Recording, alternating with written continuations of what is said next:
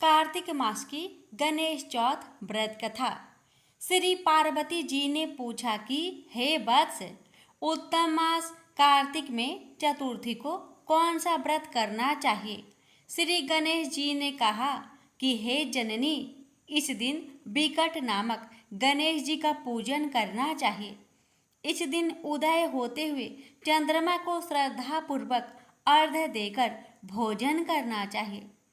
इस व्रत के फल की एक कथा कहता हूँ, सो सुनिए। प्राचीन काल में अगस्त्य नाम के एक तपस्वी ऋषि थे। वे समुद्र के किनारे रहकर कठिन तप कर रहे थे। उस स्थान से कुछ दूरी पर एक पक्षी अपने अंडे सेक रहा था कि इतने में समुद्र में ज्वार आया और उस पंछी के अंडे समुद्र में बह गए।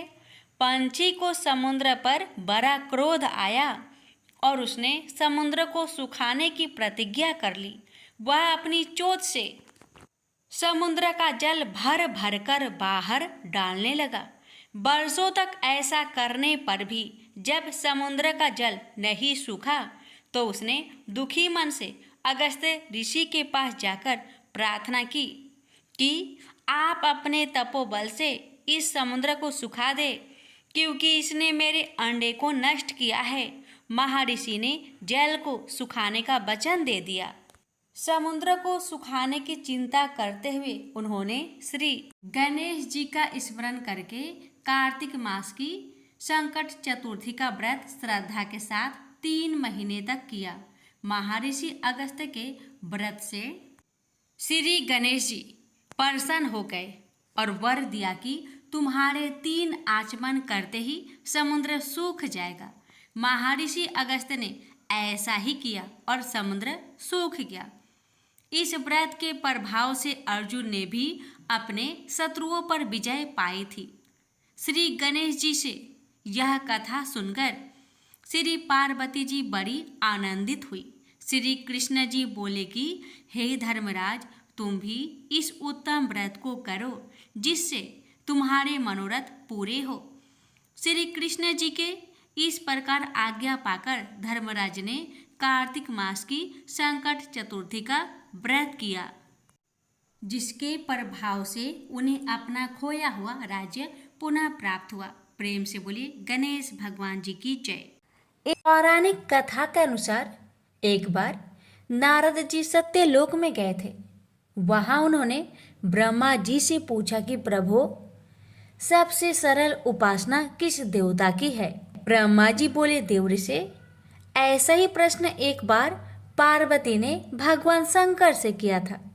तब शिव जी बोले कि श्री गणेश जी की उपासना ही सर्व सुलभ है और समस्त अभिष्टों को देने वाली है। पार्वती इतने उत्तर से संतुष्ट नहीं हुई, इसलिए उन्होंने पूछा कि यह उपासना करके किस किस को सहज में ही अभिष्ट सिद्धि हो गई, सो बताए प्रभु।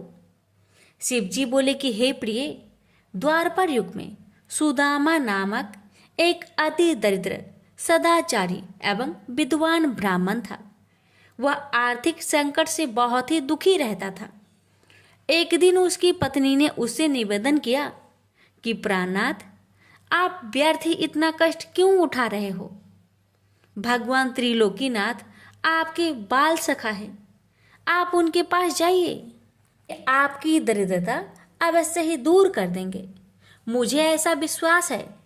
यद्यपि सुदामा अपने मित्र से कुछ मांगना नहीं चाहता था, तथापि उसे पत्नी की अत्यधिक आग्रह के कारण जाना ही पड़ा।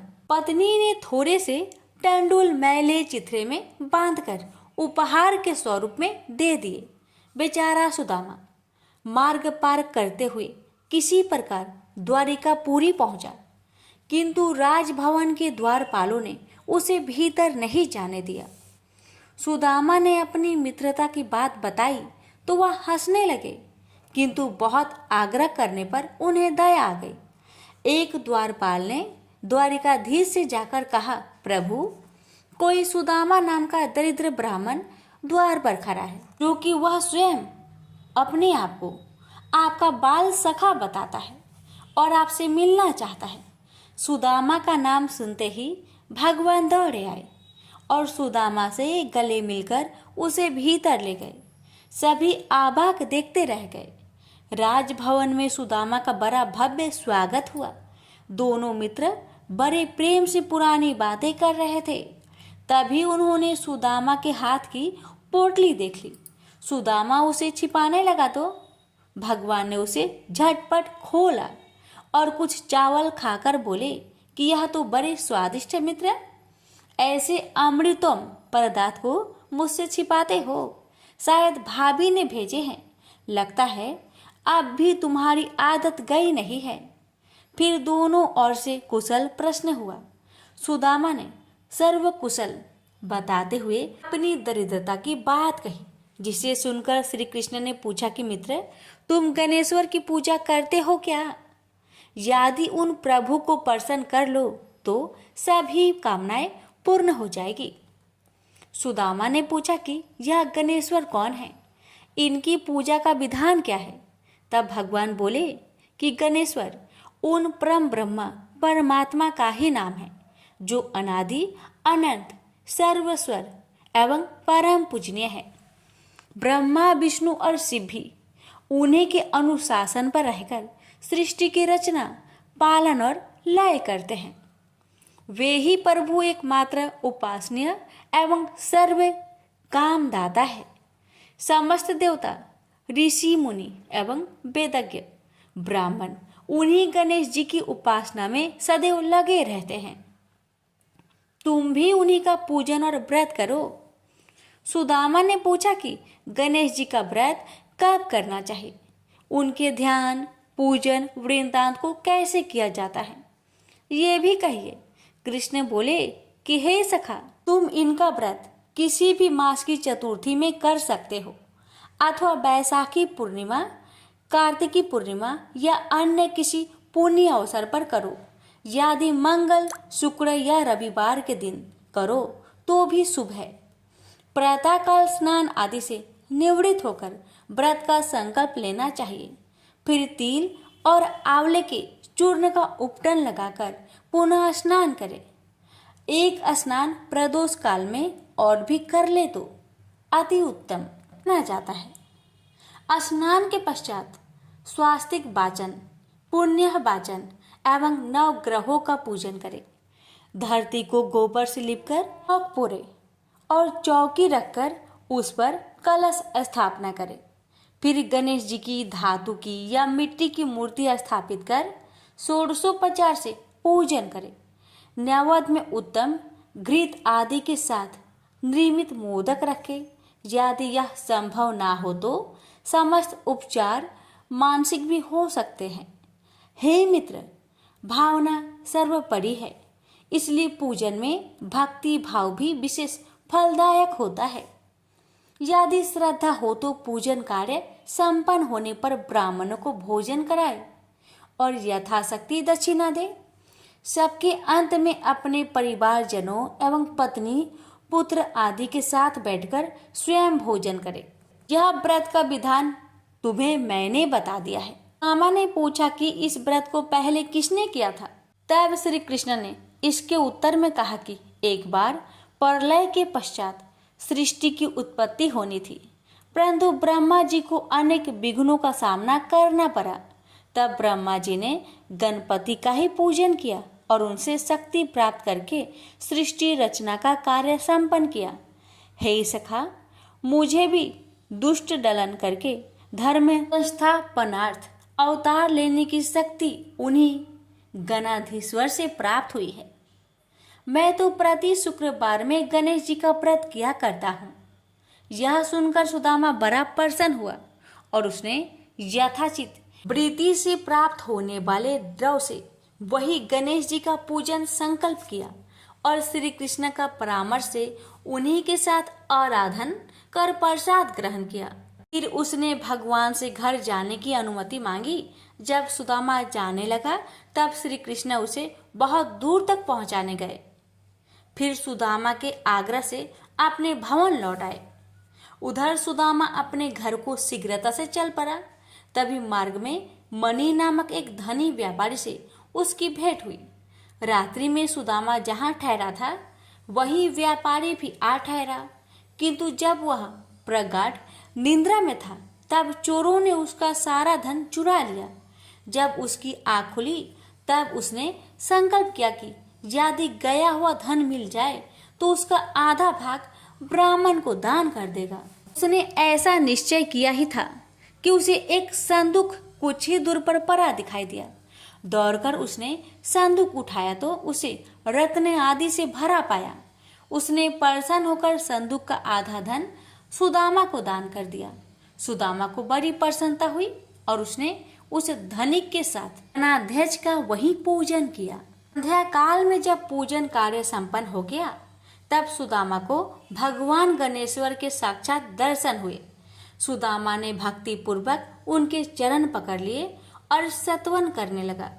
उसने प्रभु से निवेदन किया कि हे दयानिधे, हे सत्य स्वरूप परात्पर ब्रह्मा, आप परम दयालु और भक्त वत्सल है। हे नाथ, आपकी महिमा अपरंपार है, जिसे ब्रह्मा विष्णु और शिव भी नहीं जान पाते, तो मेरे जैसे तुच्छ जीव का तो कहना ही क्या है। हे प्रभु, आप सर्वशक्तिमान की स्तुति के लिए सार्थक शब्दों का भी तो मुझे ज्ञान नहीं है। हे दीनबंधु, मुझ पर दया कीजिए। आपको बारंबार नमस्कार है, नमस्कार है। गणेश जी ने प्रसन्न होकर सुदामा के मस्तक पर अपना वरद हस्त फेरते हुए कहा कि हे वृषश्रेष्ठ, वर मांगो, मैं तुम पर बहुत प्रसन्न हूँ। सुदामा ने हाथ जोड़कर कहा, करुणा सिंधु, जब आप सर्व ऐश्वर्यमय की मुझ पर पूर्ण कृपा है तो फिर क्या मांगो। हे नाथ, यदि आप प्रसन्न है तो मुझे अपनी अनन्य भक्ति प्रदान करें, बस यही मेरे लिए अत्यंत श्रेष्ठ वर होगा। गणेश्वर एवं मस्तु कहकर तर ध्यान हो गए। उस समय वह धनिक भी वहां उपस्थित था। उसने सुदामा से गणेश जी के पूजन और महात्म्य संबंधी कुछ बातें पूछी और फिर उसने स्वयं भी श्री गजानन का व्रत करने का संकल्प किया।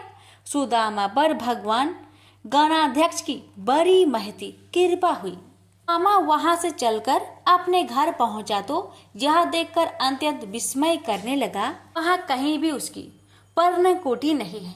वरण एवं वैभवशाली भवन खड़ा है जो वहां कभी नहीं था। सुदामा सोचने लगा कि यह क्या हुआ, क्या किसी ने मेरी कुटी तुड़वाकर अपना महल बनवा लिया है, और यदि ऐसा है तो मेरी पत्नी कहाँ गई। सुदामा इस प्रकार चिंता में पड़ा था। तभी उसकी पत्नी ने भवन के भीतर से उसे देख लिया और सेवकों को उसे बुला लाने की आज्ञा दी।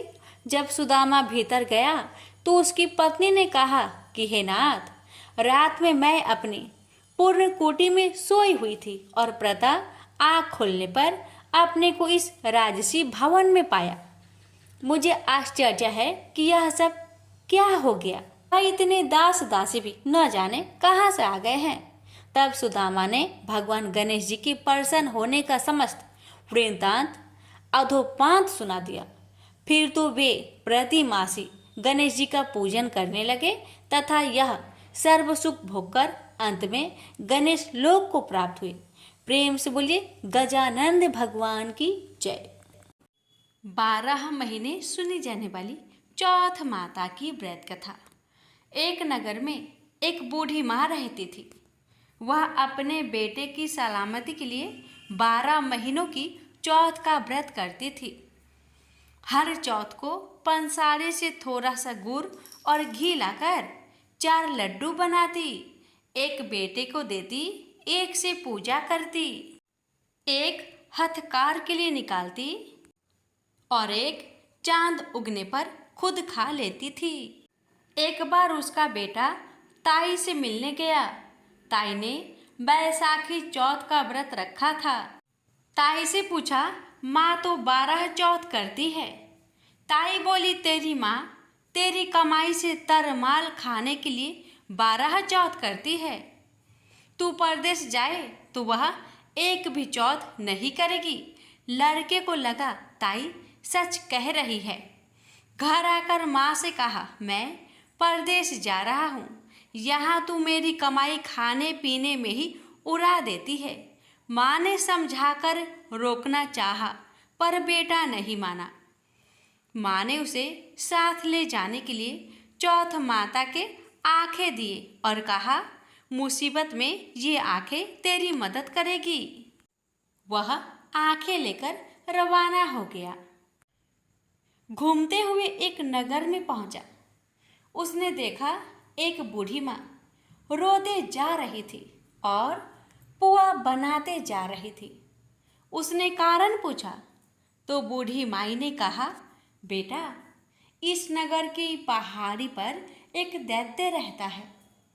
पहले वह नगर में आकर कई लोगों को खाने के लिए मार देता था।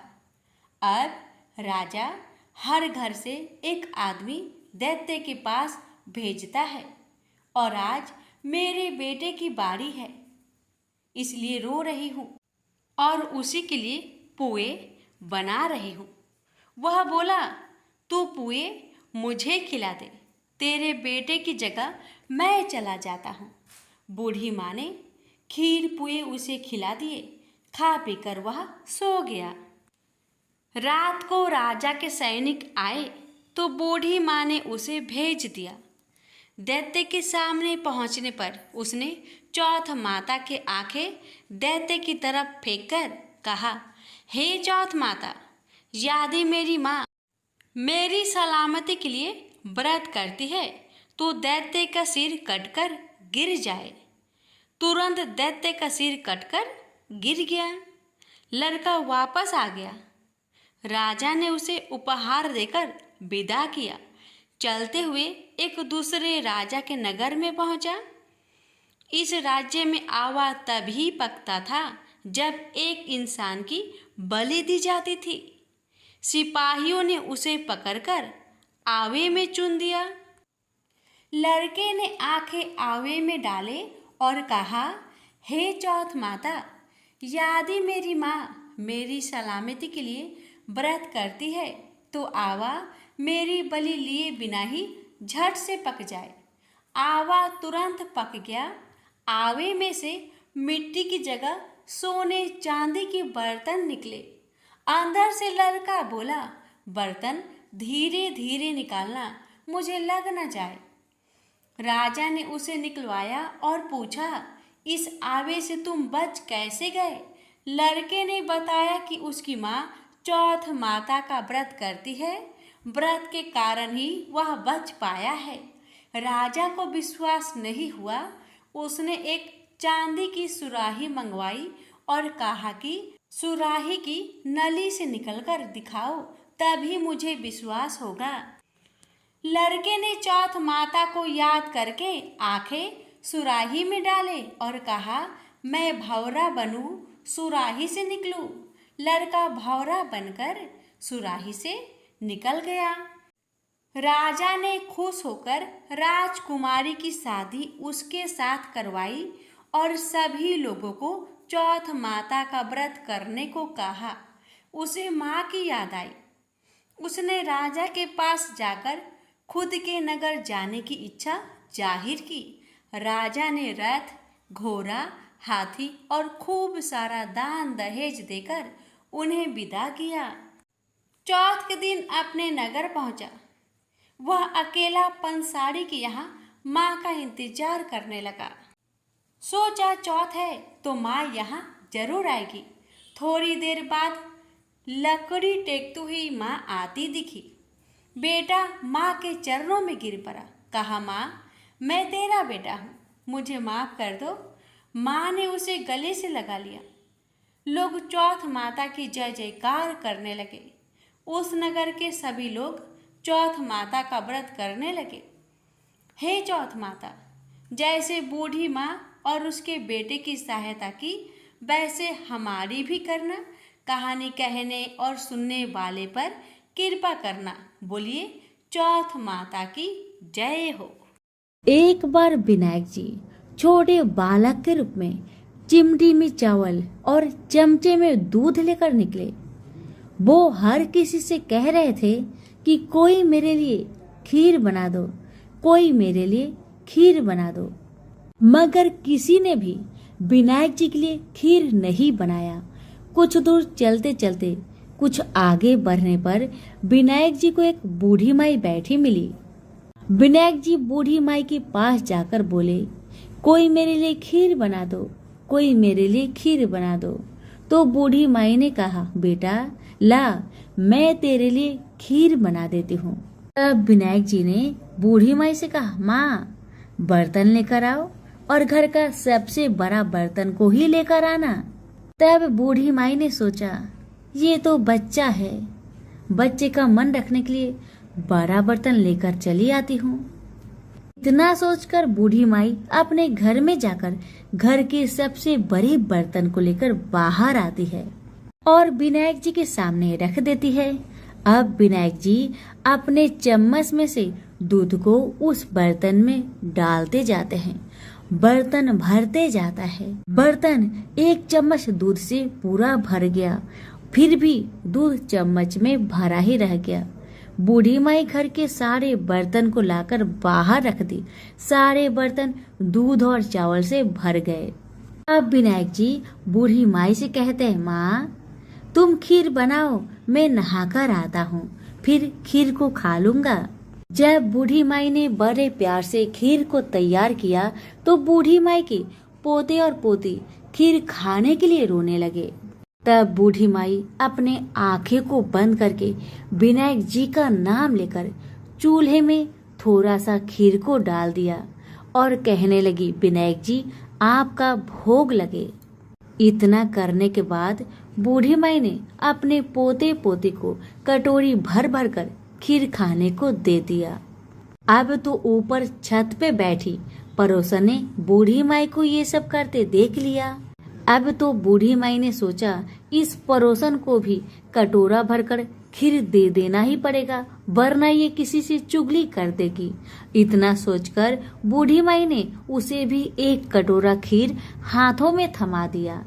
अब इतना होने के बाद बूढ़ी माई की बेटे की बहू ने चुपके से एक कटोरा खीर निकाली और उसे चुपके से खाकर चक्की के नीचे छुपा दिया। इतना होने के बावजूद भी गणेश जी यानी कि विनायक जी अभी तक नहाकर नहीं आए थे। अब तो बूढ़ी माई को भी भूख लगने लगी, तो वह भी एक कटोरा खीर लेकर दरवाजे के पीछे बैठकर फिर से कहने लगी, हे विनायक महाराज आपका भोग लगे। इतना कहकर हाथ जोड़कर अपना खीर को खाना शुरू कर दिया। अब इतना होने के बाद गणेश जी आ गए। तब बूढ़ी माई ने कहा, आरे गणेश, आरे मेरे विनायक, खा ले तेरा खीर, मैं तो तेरा ही इंतजार कर रही थी। तब विनायक जी ने कहा, माँ मैंने तो खीर पहले ही खा लिया है। तब बूढ़ी माई ने कहा, कब खाया बेटा तुमने खीर? तब विनायक जी ने कहा, जब तेरे पोते पोती ने खाई थी तब मैंने खाया था, और जब तेरी पड़ोसन ने खाई थी तब भी खाया था, और जब तेरी बहू ने खाई तब भी खाया था। अब तूने खीर खाई तो तेरा पेट पूरा भर गया। तब बूढ़ी माई ने कहा, बेटा तेरी सारी बात तो सच है, लेकिन बहू बेचारी सुबह से घर का सारा काम में लगी है, तो उसने फिर खीर कब खाई बताओ? तब विनायक जी महाराज ने कहा, चक्की के नीचे जाके देखो माँ, वहाँ कटोरा पड़ा है। तूने तो मेरे लिए भोग लगाया था, पर तेरी बहू ने बिना भोग लगाए ही खीर को खा गई। तब बूढ़ी माई ने विनायक जी से कहा, बेटा घर की बात है, घर में रहने दो। अब बताओ कि बची हुई बाकी खीर का मैं क्या करूं? तब विनायक जी ने कहा, नगरी को जिमा दो। बूढ़ी माई ने पूरी नगरी जिमा दी, फिर भी बर्तन खाली नहीं हुआ। जब राजा को यह बात पता चली तो राजा ने बुढ़िया को बुलवाया और कहा, क्या रे बुढ़िया, ऐसा बर्तन तेरे घर में कहाँ से आया? ऐसा बर्तन तो राजा के महल में होना चाहिए।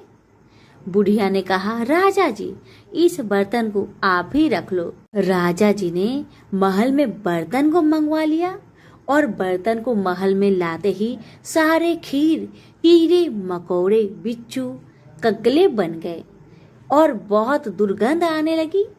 यह देखकर राजा ने बूढ़ी माई से कहा, बुढ़िया, अपने बर्तन को तुम वापस ले जाओ, मुझे नहीं चाहिए ऐसे बर्तन।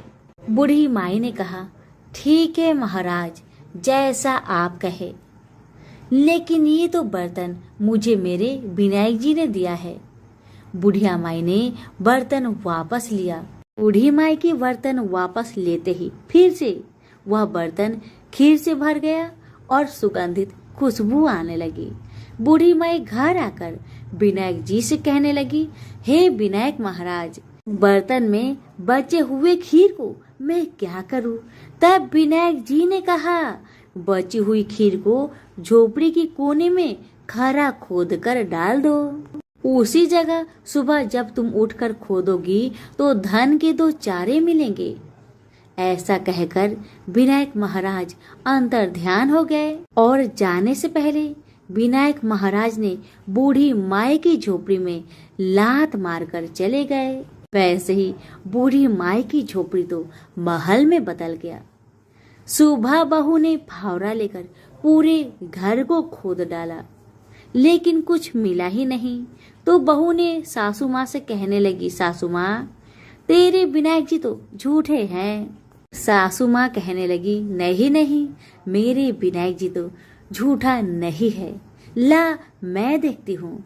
बुढ़िया माई ने सुई लेकर खोजने लगी तो टन टन करते 2 धन के चारे निकल आए। तब बहू ने कहा, सासू माँ, तेरे गणेश जी तो साचो है।